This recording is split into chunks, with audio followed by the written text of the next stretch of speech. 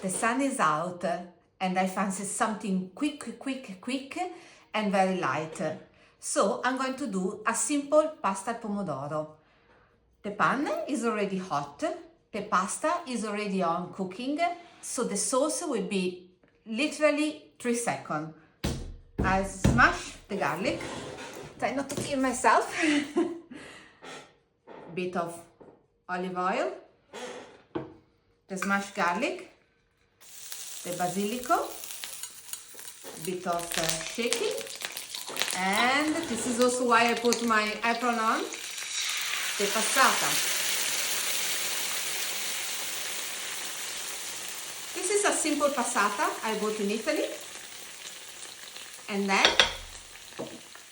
it will stay on the heat for a few seconds. The pasta is almost cooked.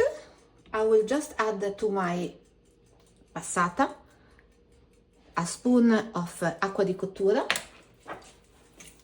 pepper as I like it, and a pinch of salt. Pinch of salt, bit more because, as I said here, the salt is not very strong. And this is almost ready. We just wait for the pasta to be al dente. Ta-da! How quick and easy it is.